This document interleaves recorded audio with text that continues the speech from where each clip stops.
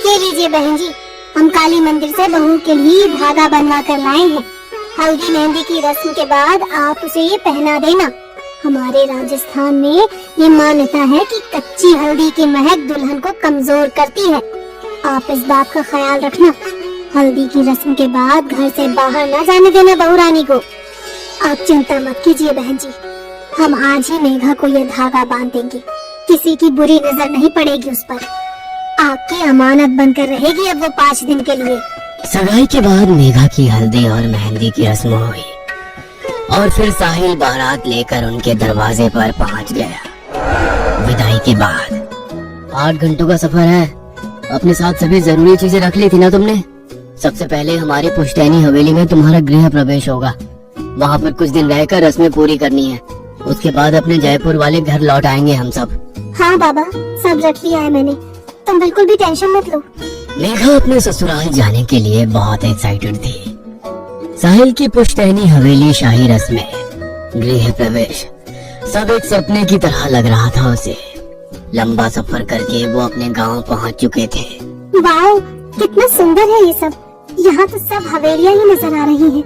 रुको रुको प्लीज, मेरी पिक्चर्स लो ना उसके साथ। मेघा ने गाड़ी रुकवाई और दौड़ते हुए एक सुनसान सी हवेली का दरवाजा खोलकर उसके अंदर दाखिल हो गई। मेघा के उस सुनसान हवेली के आंगन में पैर रखते ही पीपल के पेड़ पर बैठे सैकड़ों चमगादड़ एक साथ आसमान की ओर उड़ गए और बाहर आंगन में लगा झूला एकाएक खुद से ही हिलना शुरू हो गया। क्या करती हो तुम? ऐसे कहीं भी नहीं चले जाते हैं। भूलो मत, तुम नई दुल्हन हो और ये हवेली नहीं खंडहर है। कोई नहीं रहता यहाँ। आगे से यहाँ आना नहीं इधर। अभी चलो। क्या हुआ? भूत देख लिया क्या तुमने? ऐसे क्यों रिएक्ट कर रहे हो? अरे बाबा, बस एक फोटो ही तो क्लिक करवाना चाह रही थी मैं। प्लीज लो ना। मेघा को जिद पर अड़ा देखकर साहिल कैमरे से उसकी एक फोटो क्लिक कर देता है और उसे लेकर गाड़ी में बैठ जाता है और गाड़ी उसकी हवेली की ओर चल पड़ती है। राशि, जल्दी से फूलों के थाल, आरती और कलश लेकर आओ, बहू रानी आ गई है। साहिल की माँ मालिनी बहू मेघा का जोरदार स्वागत करती है और उसे कलश पैरों से नीचे गिराकर घर में प्रवेश करने को कहती है। मासा की बात सुनकर मेघा कलश को एक टक घूरने लगती है और फिर अपने बाएं पैर से कलश को उल्टी दिशा में गिराती है, जिससे चावल घर से बाहर की ओर बिखर जाते हैं। ये क्या मूर्खता है बहू, अपशगुन कर दिया तुमने। बहू लक्ष्मी होती है और चावल सौभाग्य का प्रतीक माना जाता है। इसीलिए कलश को दाएं पैर से अंदर की ओर गिराते हैं ताकि लक्ष्मी घर में सौभाग्य लेकर प्रवेश करे। और तुमने घर की सुख समृद्धि को बाहर का रास्ता दिखा दिया। ऐसे उल्टी दिशा में कलश कौन गिराता है? अब मासा, जाने दो ना, गलती से हो गया इससे। ऐसी गलती कोई जानबूझकर थोड़ी करेगी। ये लंबा सफर करके थक गई है, इसे आदत नहीं है ना लंबे सफर की। साहिल के बचाव करने पर मासा चुप हो गई थी, लेकिन साहिल के साथ कमरे में अंदर जाते समय मेघा का मालिनी को देखकर मुस्कुराना उसे बहुत अखर गया था। जिस तरह से मुझे टेढ़ी नजरों से देखते हुए ये लड़की मुस्कुराते हुए अपने कमरे में गई है, इसे देखकर साफ पता चलता है इसने वो कलश गलती से नहीं बल्कि जानबूझकर ऐसे गिराया है। लेकिन बहू ऐसा क्यों करेगी? रह रहकर मालिनी के मन में बार बार बहू मेघा की वो रहस्यमयी सी हंसी और कलश का गिराना घूम रहा था। अगले दिन सुबह, साहिल, तुम जाओ, जाकर पंडित जी को लेकर आओ। कुछ रस्में करानी है और बहू को कहना जल्दी से तैयार हो जाए। साहिल मेघा को तैयार होने के लिए कहकर पंडित जी को बुलाने चला जाता है। अरे मैंने साहिल से कहा था कि बहू को जल्दी तैयार होने को कहो, और यहाँ 2 घंटे बीतने जा रहे हैं लेकिन बहू अभी तक कमरे से बाहर नहीं आई। मालिनी बहू के कमरे के दरवाजे पर पहुंचकर ठिठक जाती है। अंदर से मेघा के खिलखिलाने की आवाज सुनाई दे रही थी। देखो, कोई आ जाएगा, अभी तुम जाओ। यहाँ हर समय कोई ना कोई मुझ पर नजर रखे रखता है। वैसे भी वो बुढ़िया बहुत घूरती है मुझे। ये साहिल तो घर से बाहर गया हुआ है, बहू बात किसके साथ कर रही है? मालिनी को कुछ समझ में नहीं आ रहा था। बिना कुछ सोचे वो दरवाजा खोलकर कमरे के अंदर दाखिल हो जाती है। अंदर कमरे में कोई नजर नहीं आ रहा था। पूरा कमरा खाली पड़ा हुआ था। अभी तो मुझे बातें करने की आवाज आ रही थी, इतनी जल्दी कहाँ गायब हो गई? मालिनी सोच ही रही थी कि तभी बाथरूम का दरवाजा खुलता है और मेघा अपनी साड़ी सही करती हुई बाहर आती है। अच्छा, तो अब ये दिखाने की कोशिश कर रही है कि ये बाथरूम में थी, लेकिन शायद उसे पता नहीं मैंने सब सुन लिया है। इससे सीधे सीधे पूछने का मतलब है ये साफ मना कर देगी। मुझे इस पर नजर रखनी होगी। मालिनी को बहू मेघा पर शक हो गया था और अब वह सारी बातें खुलकर जानना चाहती थी। कुछ ही देर में रस्में शुरू हो गई और सभी गृह प्रवेश की रस्मों में व्यस्त हो गए। अगले दिन मेघा, ये कैसी महक है हमारे कमरे में? मुझे तो सांस लेने में भी मुश्किल हो रही है। सर भारी हो रहा है, लगता है अभी उल्टी हो जाएगी। अच्छा, मुझे तो ऐसा कुछ भी महसूस नहीं हो रहा। साहिल ने देखा कि मेघा के हाव भाव कुछ बदले बदले से नजर आ रहे हैं। वो बात कहते हुए एक बार भी साहिल को आंखों से नहीं देख रही थी। उसके चेहरे पर एक अजीब सी मुस्कान थी और वो लगातार अपनी लटों को उंगली में फंसाकर खुद में खोए हुए गुनगुना रही थी। मेघा, मेघा, कहाँ खोई हुई हो? साहिल के जोर से पुकारने पर मानो मेघा होश में आ गई थी। कुछ हुआ क्या अभी? साहिल को मेघा कुछ असामान्य लग रही थी, लेकिन अभी उसने उससे कुछ नहीं कहा। कुछ नहीं, एक कप चाय बना दोगी प्लीज, सर दुख रहा है। मेघा रसोई में जाती है और रसोई में खड़े साहिल के बड़े भाई को अपनी लाल लाल आंखों से अजीब तरह से देखने लगती है। क्या बात है मेघा, तुम ठीक हो? मेघा धीमे कदम बढ़ाते हुए विनय के नजदीक पहुंच जाती है, जिससे विनय बहुत अनकंफर्टेबल फील कर रहा था। ये लो, कुलदेवी का प्रसाद है, मैं वही देने के लिए यहाँ आया था।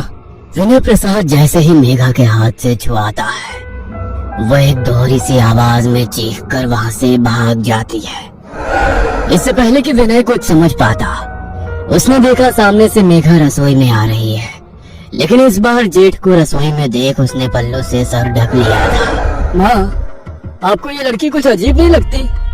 कभी पल्लू ठीक करती है, कभी आकर चिपकने लगती है, पता नहीं कैसे संस्कार है इसके। विनय अपनी माँ को रसोई में हुई घटना बताने लगता है। अरे एक नंबर की चरित्रहीन लड़की पल्ले पड़ गई हमारे। छी, तुझे आकर छूने की कोशिश कर रही थी। नई बहू की इस हरकत को जानकर मालिनी के पैरों तले जमीन सरक गई थी। पहले मैंने उसे कमरे में किसी से बात करते सुना, और अब ये घटना। कैसी सड़क छाप लड़की आ गई है इस घर में। मुझे नजर रखनी होगी इस पर, वरना खानदान की नाक कटवा देगी ये लड़की। आधी रात का समय था।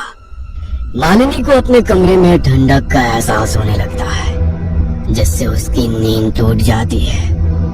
खिड़की की ओर नजर डालने पर उसे एक साया कांच की उस ओर से गुजरता हुआ नजर आता है। इतनी रात को कौन टहल रहा है हवेली में? मालिनी बिस्तर से उतरकर धीरे से कमरे का दरवाजा खोलती है तो देखती है मेघा तेज कदमों से अपने कमरे की तरफ जा रही है। कहाँ से आ रही है ये इतनी रात को? आखिर चल क्या रहा है इसके मन में? मालिनी अब हर समय बहू मेघा पर नजर रखने लगी थी। मैम साहब, चूड़ी वाला आया है। आपने नई दुल्हन के लिए राजस्थानी चूड़ा मंगवाया था क्या? मेघा, जाओ पसंद कर लो चूड़ा, मैं आती हूँ 2 मिनट में। 2 मिनट भी नहीं बीते थे कि मेघा सीढ़ियाँ उतरती हुई मालिनी के पास आती है। मासा, आपने बुलाया? मैं जरा बाथरूम में थी। बाथरूम में थी? अभी तो तुम बाहर चूड़ा लेने गई थी ना? तुम्हारा दिमाग ठीक है? इतनी जल्दी तुम सीढ़ियों से ऊपर जाकर वापस नीचे कैसे आ गई? मैं तो अभी आ ही रही हूँ ऊपर से। कौन सा चूड़ा? मालिनी दौड़ते हुए बाहर आंगन की ओर जाती है, लेकिन वहाँ उसे कोई नजर नहीं आता। ये कैसे हो सकता है? अभी तो तुम बाहर निकली थी, फिर छत से कैसे आई? मुझे कुछ समझ नहीं आ रहा। उसी रात। माँ, मैं एक दोस्त की शादी में जा रहा हूँ, कल लौटूंगा, आप ख्याल रखना अपना।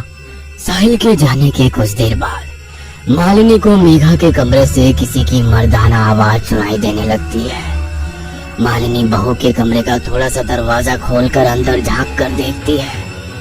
अंदर का मंजर इतना डरावना था कि मालिनी के पांव अपनी जगह पर जम से गए थे। अंदर कमरे में सिर्फ मेघा थी और वो आराम कुर्सी पर दोनों पांव ऊपर करके सिमट कर बैठी हुई थी। कुर्सी लगातार जोर जोर से हिल रही थी। मेघा के मुंह से एक भयानक सा स्वर सुनाई दे रहा था, जैसे औरत और आदमी की आवाज एक साथ सुनाई दे रही हो। मेघा लगातार हंसती जा रही थी और टूटी फूटी उखड़ती सी बोली में स्पष्ट सा कुछ बड़बड़ा रही थी। अचानक मेघा ने हंसना बंद कर दिया और गंभीर होकर झटके से दरवाजे की ओर देखा। मालिनी को ऐसा महसूस हुआ जैसे मेघा ने उसे देख लिया है, इसलिए वो तुरंत 2 कदम पीछे हट जाती है। ये क्या था? क्या हो रहा है इस लड़की को? मुझे यहाँ से चलना चाहिए। साहिल भी घर में नहीं है। मुझे कुछ ठीक सा महसूस नहीं हो रहा। मालिनी नीचे आकर अपने कमरे का दरवाजा बंद कर लेती है, लेकिन रह रह कर उसे बहू का वो हंसना और खुद को घूम कर देखना याद आ रहा था। मालिनी अपने कमरे में बिस्तर पर सिमटी बैठी थी कि तभी उसके दरवाजे पर दस्तक हुई। इतनी रात को कौन आया होगा? घर में तो बस मेघा और मैं ही है। दरवाजे पर होती दस्तक लगातार बढ़ती जा रही थी, जिसके कारण मालिनी पसीने पसीने हो रही थी। कुछ देर बाद दरवाजा पीटने की आवाज अपने आप बंद हो जाती है। लगता है मेघा अपने कमरे में चली गई है। एक बार जाकर देखती हूँ। मालिनी दरवाजे में बने होल से बाहर झांकने की कोशिश करती है तो उसे होल के ठीक सामने मेघा का सफेद पड़ा हुआ चेहरा नजर आता है, जिसे देखकर मालिनी एक बार फिर से पीछे हट जाती है। मालिनी के कमरे में अचानक ही जमीन पर खून से बने पैरों के निशान बनने लगते हैं और देखते ही देखते वहां से गायब हो जाते हैं। मालिनी को इतना समझ में आ गया था कि कुछ तो है जो उसे अपने होने का एहसास दिला रहा है, जो मालिनी को ये बताना चाहता है कि दरवाजा बंद कर लेने से वो उसे अंदर आने से रोक नहीं सकती। डर ने मालिनी के दिल और दिमाग को पूरी तरह से अपने कब्जे में कर लिया था। रात मानो सदियों से भी लंबी हो गई थी उसके लिए। किसी तरह रात बिताने के बाद अगली सुबह जब साहिल घर लौटता है तो मालिनी उसे काफी बेचैन महसूस करती है। क्या बात है बेटा? इतने परेशान क्यों नजर आ रहे हो? माँ, मेघा घर पर आ गई है क्या? अरे वो गई ही कहाँ थी जो लौट कर आएगी। मेघा के बारे में तो तू बात ही मत कर। जो मैंने कल रात देखा ना, अगर तुझे पता चला तो तेरे पैरों के नीचे से जमीन खिसक जाएगी। क्या बात कर रही हो? क्या देख लिया आपने कल रात ऐसा? मेघा कल रात घर में तो थी नहीं, फिर आपने देख क्या लिया? तेरा दिमाग तो खराब नहीं है? घर में नहीं थी तो कहाँ थी पूरी रात? घर में ही थी और क्या क्या किया है ना उसने कल रात में, वो सिर्फ मैं ही जानती हूँ। किसी तरह भगवान का नाम लेकर रात बिताई है मैंने। अरे माँ, आपके सामने ही ना कल मैं मेघा को अपने साथ शादी में लेकर गया था। पूरी रात वो मेरे साथ ही थी। फिर पता नहीं अचानक सुबह 4 बजे कहाँ गायब हो गई। मैंने उसका फोन भी मिलाया, लेकिन वो शायद अपना फोन घर पर ही भूल गई थी। जब काफी देर ढूंढने के बाद भी वो मुझे नहीं मिली तो मैं सीधा घर चला आया। ये सब क्या हो रहा है? क्यों हो रहा है?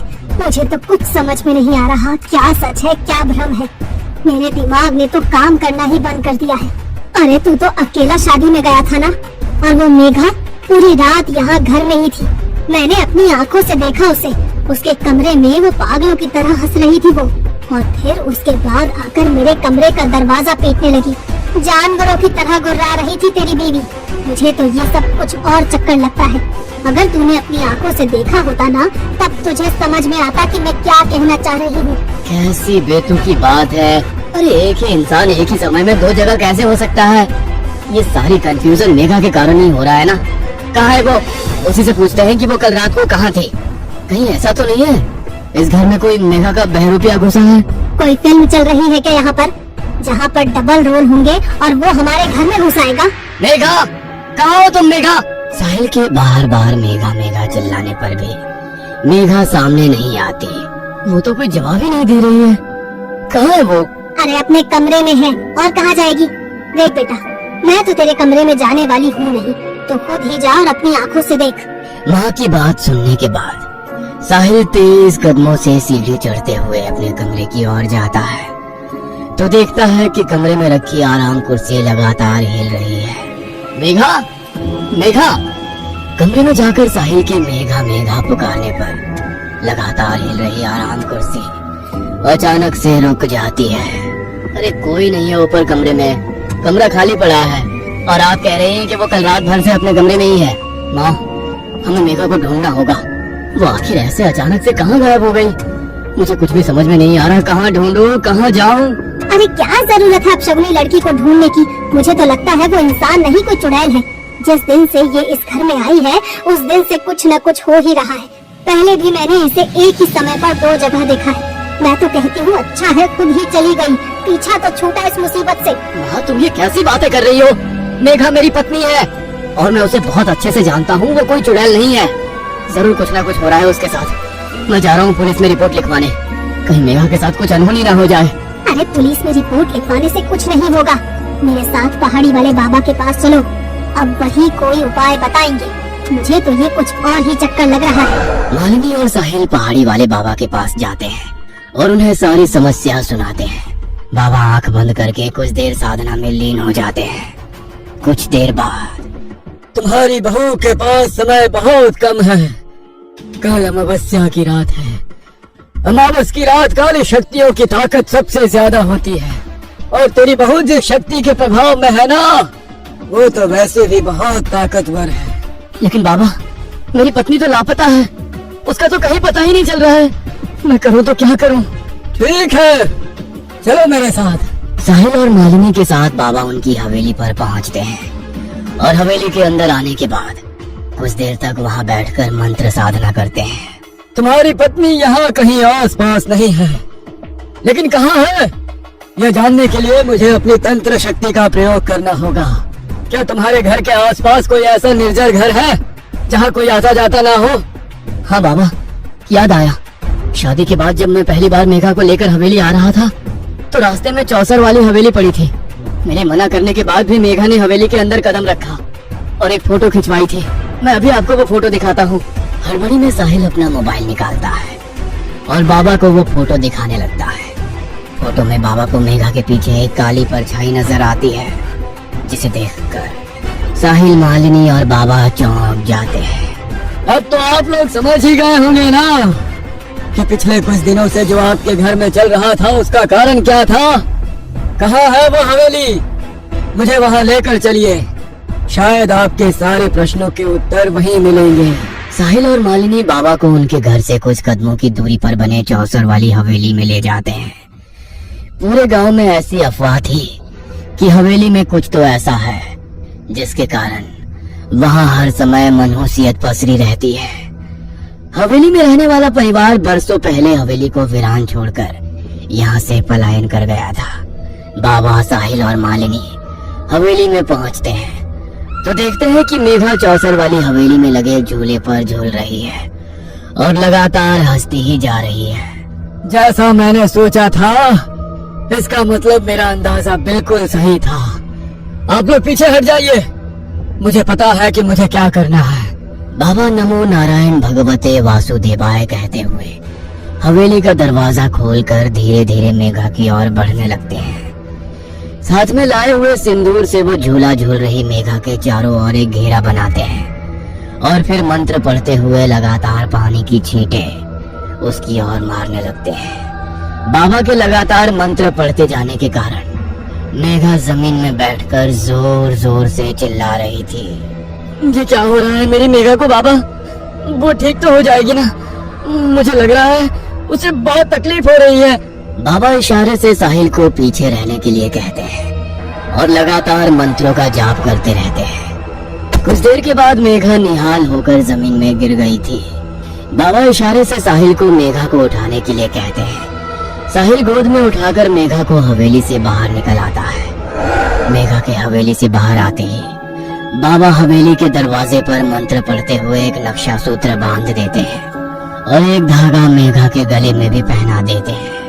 आपकी पत्नी अब खतरे से बाहर है, लेकिन ध्यान रहे मेघा तो क्या, गांव की कोई भी महिला इस हवेली के आसपास ना आने पाए।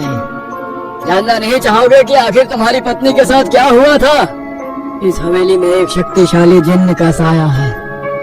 आपका समय अच्छा था, जो सही समय पर मैं आपको मिल गया, वरना बहुत बड़ा अनर्थ हो जाता।